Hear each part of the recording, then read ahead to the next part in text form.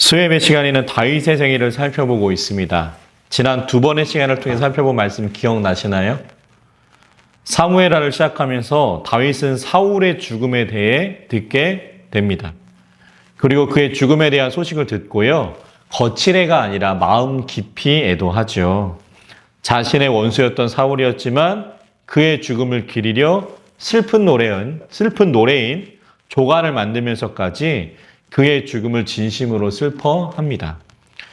그렇게 다윗은 이제 더 이상 자신이 사울에게 좌우되는 사람이 아님을 보여주는 거죠.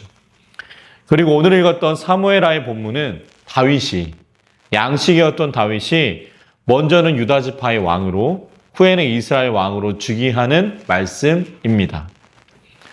사울이 죽었으니까 다윗이 그 유지를 이어받아가지고요, 이스라엘 두 번째 왕이 쉽게 되었을 것 같지만 다윗이 사울 다음으로 왕이 되는 일은 결코 쉽지 않은 일이었습니다. 왜냐하면 다윗이 사울 다음 이스라엘 왕이 되는 것을요, 유다 지파를 제외한 나머지 11지파가 반대했기 때문이에요. 그들은 나머지 11지파는요, 다윗이 아니라 사울의 남은 아들이었던 이스보셋을 자신들의 왕으로 삼고자 합니다. 그래서 다윗은요, 바로 사울 왕의 뒤를 이어서 온 이스라엘, 통일 이스라엘의 왕이 되지 못하고요, 먼저 유다 지파의 왕이 되고 그 후에 통일 이스라엘의 왕이 됩니다. 그래서 오늘 본문 두 번의 말씀이었죠. 두 곳의 말씀이었는데 먼저 읽었던 사무엘하 2장 1절로 5절의 말씀이 유다 지파의 왕이 되는 다윗의 모습이고요. 그 뒤에 읽었던 사무엘하 5장 1절로 5절의 말씀이 통일 이스라엘의 왕으로 즉위하는 다윗의 모습의 말씀입니다. 그렇다면 이런 생각이 들죠. 그러면 오늘 본문 사무엘하 2장과 5장 사이, 사무엘하 3장과 4장에는 어떠한 말씀이 있는가?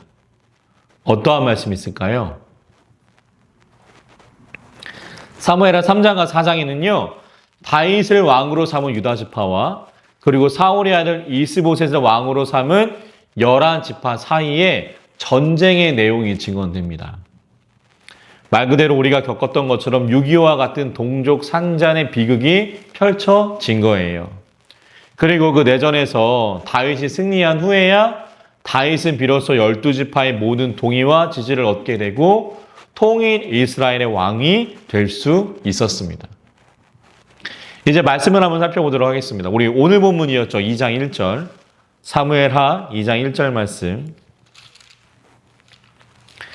우리 한 목소리로 한번 읽어보도록 하겠습니다.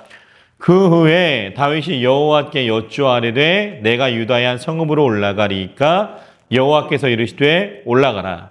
다윗이 아뢰되 어디로 가리이까 이르시되 헤브론으로 갈지니라. 아멘. 2장 1절 위에 소제목 보이세요? 뭐라고 나와 있죠? 다윗이 유다의 왕이 되다라고 기록되어 있습니다. 그러니까 제가 앞서서 말씀드린 것 있잖아요. 바로 이스라엘의 모든 왕이 되지 못하고 모든 통일 이스라엘의 왕이 되지 못하고 이 사무엘하 2장에서는 유다 지파만의 왕이 된 겁니다. 그런데 1절의 말씀을 보면은요, 그 후에라는 말씀이 증언됨을 보게 됩니다. 보이세요? 그 후에로 시작되고 있죠. 이 그 후에는 어떤 것을 뜻하느냐? 다윗이 사울과 요나단의 죽음에 대한 소식을 듣고요, 충분한 애도의 시간을 가진 후를 말하고 있는 거예요. 그리고 그러한 애도를 가진 후에, 애도 시간이 가진 후에 다윗이 어떻게 합니까? 하나님께 자신의 길을 묻고 있는 거죠. 우리가 생각하기에 사울이 죽었으니까 왕이 공석이잖아요. 그래서 바로 지금 시글락을 떠나서 이스라엘 땅으로 올라가 자신이 왕이 되는 계획을 바로바로 진행할 것 같은데 다윗은 그렇게 하지 않고요. 어떻게 한다고요? 하나님께 자신의 나아갈 바를 묻는다고요. 다윗은 이 모습을 통해서 그래서 다시 한번 자신이 어떤 사람인지, 자신이 하나님 믿는 사람임을 분명히 말해주고 있습니다. 우리 사무엘하 2장 2절 3절 말씀도 한번 읽어볼까요? 2절 3절 있습니다.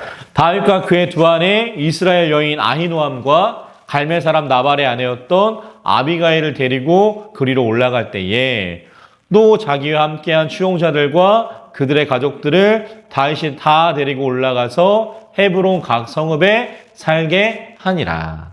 아멘.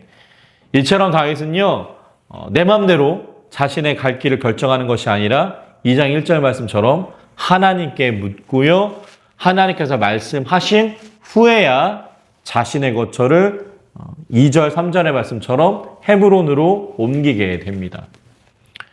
그리고 그 행렬에는 그들과 함께했던, 다윗과 함께했던, 광야시절보다 함께한 그의 추종자들도 함께 포함되어 있었죠. 본문 4절 있습니다. 유다 사람들이 와서 거기서 다윗에게 기름을 부어 유다 족속의 왕으로 삼았더라. 어떤 사람이 다윗에게 말하여 이르되 사울을 장사한 사람은 길르한 야베스 사람들이니이다. 아멘. 아멘.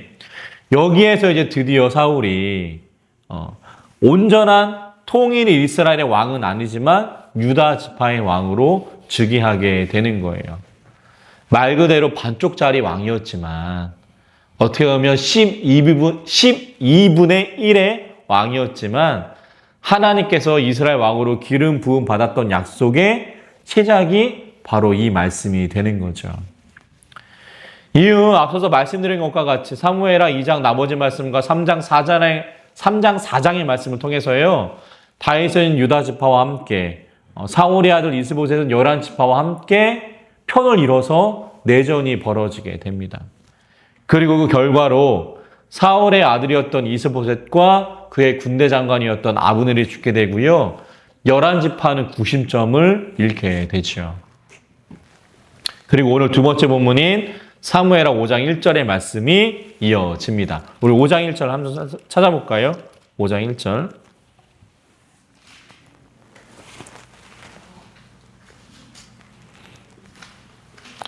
예, 5장 1절 있습니다. 이스라엘의 모든 지파가 헤브론에 이르러 다윗에게 나와 이르되 보소서 우리는 왕의 한 고류이니이다. 아멘. 유다 지파의 왕으로서 반쪽짜리 왕으로 있던 다윗에게 열한 지파가 와서 이야기합니다. 우리는 한 고륙이다. 그러니까 우리가 했던 전쟁을 잊고 우리가 한 형제임을 기억하며 다시 힘을 합치자. 그들이 그렇게 이야기하는 거예요. 본문 2절 말씀을 볼까요? 5장 2절 있습니다. 전에 곧 사울이 우리의 왕이 되었을 때에도 이스라엘을 거느려 출입하게 하신 분은 왕이시었고 여호와께서도 왕에게 말씀하시기를 내가 내 백성 이스라엘의 목자가 되며 내가 이스라엘의 주권자가 되리라 하셨나이다 하니라. 아멘. 열한 지파가 2절에서 이야기하는 게 무엇이에요? 사울의 일족이 지금 다 사라져 버렸는데 그러면 이스라엘의 정통성을 가지고 있는 사람은 다윗 당신뿐이라는 겁니다. 그러니까 당신은 온 이스라엘의 왕이 되기에 유다 지파뿐만 아니라 우리 열한 지파 모두의 지지를 받기에 충분하다. 그들은 다윗에게 그렇게 이야기하는 거죠. 본문 3절 말씀 5장 3절 있습니다. 이에 이스라엘 모든 장로가 헤브론에 이르러 왕에게 나오매 다윗 왕이 헤브론에서 여호와 앞에 그들과 언약을 맺음에 그들이 다윗에게 기름을 부어 이스라엘 왕으로 삼으니라. 아멘. 이들의 이런 요청에 다윗이 화답하죠. 3절의 말씀처럼 내전이라는 과거의 쓰라린 기억은 묻고요. 이스라엘의 모든 장로와 언약을 맺으며 이제야 드디어 비로소 온 이스라엘, 통일 이스라엘의 왕이 됩니다. 양치는 목동에서 골리앗을 쓰러뜨린 영웅으로 그러나 사울의 손을 피해 광야 도망자의 삶이 되었던 하지만 끝내 유다 지파의 왕을 시작으로 길고 긴 내전 끝에 다윗은요 모든 이스라엘의 왕이 됩니다. 그리고 다윗이 이런 온 이스라엘 왕이 될 수 있었던 이유는요 다윗에게 하신 그 약속을 지키신 전능하신 하나님과 더불어요 그 약속을 믿고 자신에게 주어진 길을 꿋꿋이 걸어간 다윗도 있었기 때문입니다. 우리 오늘 본문 5장 4절 5절 마지막 4절 5절 말씀도 한번 읽어보도록 하겠습니다. 있습니다. 다윗이 나이가 30세에 왕위에 올라 40년 동안 다스렸을 때 헤브론에서 7년 6개월 동안 유다를 다스렸고 예루살렘에서 33년 동안 온 이스라엘과 유다를 다스렸더라. 아멘. 4절과 5절의 말씀을 통해서 우리는 다음의 사실을 알 수 있습니다. 30세까지 사울의 눈을 피해 다윗이 도망자의 삶을 살았다라는 거죠. 그리고 다윗이 유다 지파의 왕이 되었던 나이가 그 광야 생활을 마친 30세였고 30세에 유다 지파의 왕이 된 다윗은요 7년 6개월 내전을 거쳐가지고 마침내 온 이스라엘의 왕이 되었다. 그래서 33년 동안 통일 이스라엘의 왕으로서 이스라엘을 다스렸다라는 것을 사무엘하 5장 4절 5절의 말씀을 통해 우리는 알 수 있습니다. 그러니까 유다 지파의 왕으로는 40년, 온 이스라엘 왕으로는 33년을 통치한 거예요. 그리고 5절의 말씀을 통해서 우리는 다윗이 죽은 나이도 유추할 수 있죠. 몇 살일까요? 보세요. 30살이 유다 지파 왕이 되었고 3년 7개월 유다 지파 다스렸고 플러스 33년 동안 온 이스라엘 왕이 되었다. 그러면 총 몇 살에 죽은 걸까요?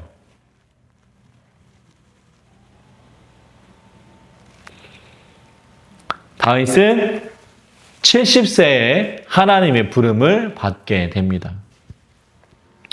이렇게 다윗은 오늘 본문 말씀을 통해서 유다 지파의 왕으로 그리고 이스라엘의 왕으로 즉위함을 우리는 알 수 있습니다. 사랑하는 성도 여러분, 그렇다면 오늘 말씀을 통해서 우리는 어떠한 하나님의 음성을 들을 수 있을까요? 소망하기는 그 말씀이 우리의 삶 가운데 뿌리 내리고 열매 맺는 복된 말씀 될 수 있기를 주님의 이름으로 간절히 축원합니다. 오늘 말씀을 통해 이야기하신 하나님의 음성 그 첫 번째는요. 하나님 뒤를 걸어가는 다윗이에요. 다윗의 행위를 살펴보면서 계속 말씀드리는 것이 있습니다. 그것은 다윗이 하나님보다 앞서 걸어가지 않았다라는 거예요. 물론 때때로 순간순간 그러지 못할 때도 분명히 있었죠. 하지만 다윗은 거의 자신의 대부분의 생애를 하나님보다 앞서가지 않습니다. 우리 오늘 본문 볼까요? 사무엘하 2장 1절. 사무엘하 2장 1절 말씀 있습니다. 이후에 다윗이 여호와께 여쭈하리되 내가 유다 한 성읍으로 올라가리이까 여호와께서 이르시되 올라가라. 다윗이 하리되 어디로 가리이까 이르시되 헤브론으로 갈지니라. 아멘. 생각해보면 일말의 고민도 없이 내 생각대로 세상의 이치대로 지금 당장 이스라엘로 올라갈 것 같은데 사울 왕이 앉았던 자리에 앉으면 그만일 것 같은데 다윗은 하나님께 묻고 또 묻습니다. 그 이유는요. 다윗이 내 인생의 길을 어떻게 걸어가는지를 몰랐기 때문이 아니에요. 오늘 말씀에 나오는 다윗, 우리가 읽었던 사무엘하 5장의 말씀처럼 나이가 벌써 30살이었고요. 30살이라면 자신의 인생을 어떻게 걸어갈지 알 나이입니다. 근데 다윗 어떻게 해요? 자기의 길을 자신이 만들어가지 않습니다. 다윗은 여전히요. 오늘 보면 사무엘하 2장 1절의 말씀처럼요. 하나님께 묻고요. 하나님이 만들어주신 길을 걸어갑니다. 만약에 이런 다윗을 만날 수만 있다면 이렇게 해야 이스라엘 왕 빨리 되지. 그렇게 말해주고 싶은 답답한 모습이지만 다윗은 자신의 인생에서 자신이 비켜서고 하나님의 뒤를 따라가는 선택을 합니다.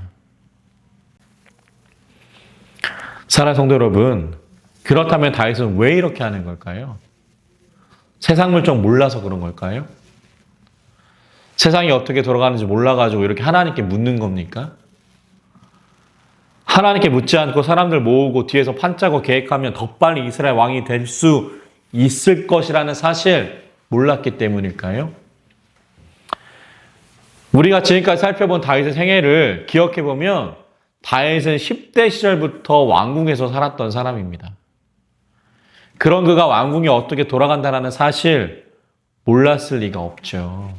분명 알았을 겁니다. 세상은 이러한 것들을 추구하고 이러한 것들을 바탕으로 해야 내가 원하는 것을 적재적소에서 얻을 수 있다는 사실, 그것을 분명히 알고 있었을 겁니다. 그런데 다윗은 왜 그렇게 하지 않은 것인가? 아무리 세상에 그런 방법이 좋아 보여도요, 아무리 세상에 그렇게 해야 한다고 이야기해도요, 나는 하나님의 방법을 더욱 신뢰했기 때문입니다. 사랑하는 성도 여러분, 우리가 생각하기에 우리에게 주어지는 결정적인 그 순간, 내가 하나님보다 앞서가지 않으면, 그래서 내 길을 내가 만들지 않으면 우리는 망할 것처럼 보입니다. 그런데 오늘 성경은 다윗은 분명히 우리에게 이야기하는 거예요. 그게 아니라고 말이죠. 하나님보다 뒤에 걸어가도 결코 망하지 않는다. 성경은, 다윗은 우리에게 이야기합니다. 오늘 말씀에서 다윗이 보여주는 것은 하나님보다 앞서가는 것이 아니라 하나님이 만드신 길을 따라 나서는 거예요. 이것이 하나님 믿는 사람의 모습이어야 한다라고 다윗은 이야기하는 거죠. 소망하기는 오늘 다윗이 보여준 이 모습이 우리의 모습 되기를 소망합니다. 하나님보다 앞서가며 세상의 방법을 동원해서 내 길을 만들어내는 것이 아니라 하나님 뒤에 따라가며 하나님이 만들어주신 그 길을, 하나님의 뒤를 따라 걸어갈 수 있는 그 믿음과 용기가 우리에게 있기를, 하나님이 부어주시기를 주님의 이름으로 간절히 축원합니다. 오늘 말씀을 통해 우리는 두 번째 하나님의 음성을 들을 수 있습니다. 어떤 것이냐? 다윗의 삶은 그리스도인의 본이 되는 삶이라는 거예요. 우리가 다윗의 생애를 살펴보는 이유는 뭘까요? 분명 다윗의 삶에서 공과 과가 존재하지만 그의 삶을 통해 하나님 믿는 사람은 이런 모습이구나 라는 것들을 깨닫기 위함이 아닙니까? 그리고 오늘 왕이 된 다윗은요, 그렇게 오늘을 살아가는 그리스도인들에게 그리스도인의 삶은 이런 것이야 라는 그 본을 보여주는 거죠. 단어 중에 이슬떨이라는 단어가 있습니다. 혹시 들어보셨나요? 이슬떨이. 녹색창에 검색해 보면은요, 이렇게 나와요. 이슬이 내린 길을 갈 때 맨 앞에 서서 가는 사람. 그 사람이 누구라고요? 이슬떨이라고요.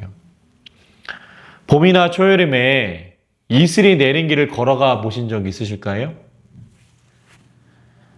이슬떨이라는 단어의 뜻처럼 이슬이 내린 길을 갈 때 맨 앞에 서서 가면 어떻게 될까요? 저는 군대에서 새벽에 행군할 때 그런 경험이 있는데요. 이슬이 내린 풀밭을 가장 먼저 걸어가면은요, 가장 먼저 걸어간 사람의 옷이 젖습니다. 그런데 그 사람이 그 길을 걸어갔기 때문에 그 뒤에 걸어가는 사람은 옷이 조금 덜 젖게 되는 거예요. 그러니까 이슬떨이를 하는 사람은 뒤따라오는 사람들을 위해서 대신 이슬을 맞고 옷이 젖는 거고요. 앞서서 길을 가고 길을 다져 놓는 사람이 되는 거죠. 이런 이슬떨이의 삶을요, 오늘 다윗이 보여주는 겁니다. 그의 삶의 본이 되기 때문에.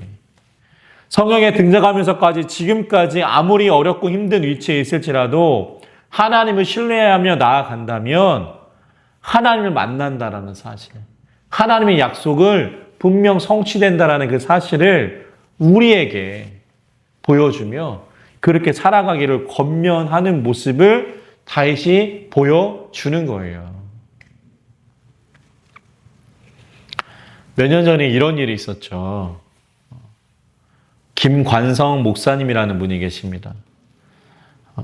그 목사님께서 몇 년 전에 자신이 목회하던 교회에서 목회 계획을 발표하셨어요. 그 내용이 뭐냐? 이제 자신이 교회를 사임하고 그때 담임했던 교회가 일산에 있는데 자신은 자신의 고향인 울산으로 가서 교회를 재개척하겠다. 이런 목회 계획을 발표했습니다. 그리고 지금 자신이 담임하는 교회 후임을 교회 운영위원회에 이름하겠다. 이 모든 일을 주일 설교 시간에 이야기하셨고 자신의 SNS 계정에 남겨놓았습니다. 그분의 그 글을 보다가 제가 가슴 뭉클했던 문장이 있는데요. 그 목사님께 이 글을 인용해도 되냐고 물어보지는 않았지만 괜찮다고 하실 것이라 믿고 인용하면 이렇게 적혀 있었습니다. 그리고 행신교회는 저의 인생의 봄날이었고 태어나서 무언가를 해서 의미 있는 결과를 가져본 첫 번째 결과물입니다.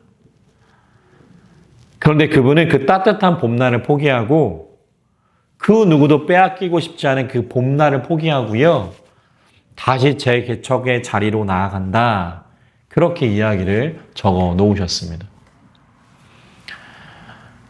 그분이 세상 물정 몰라가지고 따뜻한 봄날이 얼마나 좋은지 몰라서 재개척하신 걸까요? 이제 교회 자리 잡았는데 사고만 안 치면 정년이 보장된 자리인데 그 자리를 박차고 다시 개척의 자리로 간다? 저도 목사지만 쉽게 이해가 되지는 않습니다. 이제 고생 그만하고 딸 자식 그만 고생시키고 이제 좀 안정되지 싶은 그런 삶인데 다시 생활비 걱정하고 월세 걱정해야 하는 개척의 자리로 나간다? 세상의 눈으로 보기에는요. 용서하고 들으십시오. 제정신이 아닙니다.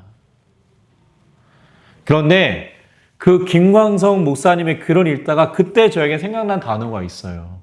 제가 방금 말씀드렸던 이 이슬떠리라는 단어입니다.